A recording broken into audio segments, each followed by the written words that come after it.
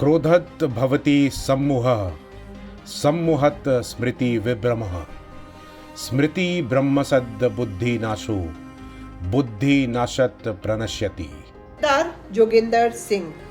वो गिरे नहीं, वो झुके नहीं, बलिदान उनका अमर हुआ, परमवीर के शौर्य से भारत का मस्तक ऊंचा हुआ। Subedar Joginder Singh was born on 26 September 1921 in Mahakalan village located in Moga district of Punjab. In 1936, he enrolled in the 1st Battalion of the Sikh Regiment. As a young soldier, he was part of Burma campaign against the Japanese in World War II and later in the Indo-Pak War of 1947-48.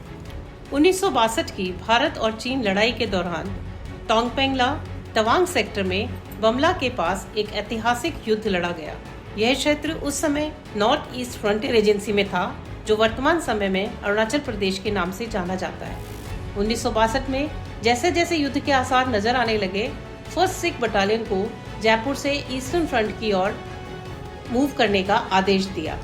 Subedar Joginder Singh was the platoon commander of this battalion and his platoon was tasked to defend a ridge in Tangpangla along the Bamla axis in Tawang.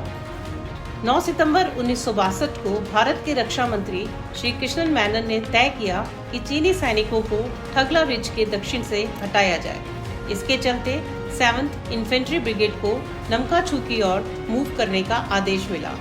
इस दौरान चीनी सैनिकों का सामना 1st Sikh battalion की पलटन से हुआ, जिसमें 20 जवानों की कमान सूबेदार जोगिंदर सिंह ने संभाली हुई थी।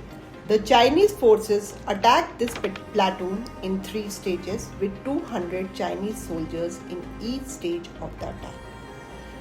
Indian forces had foiled the first 2 attacks, but by this time very few soldiers of the platoon were left.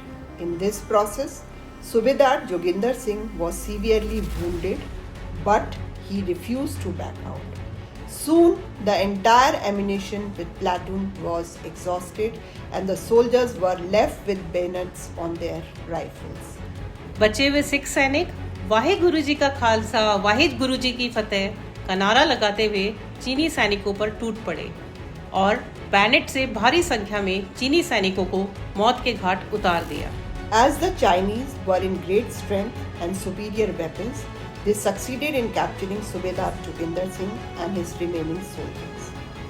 Even as a prisoner of war, Subedar Joginder Singh maintained the dignity and honor of his regiment, but died in Chinese captivity. Later, the Chinese forces sent Subedar Joginder Singh's ashes to his battalion, which were brought to the Sikh Regimental Center and handed over to his wife.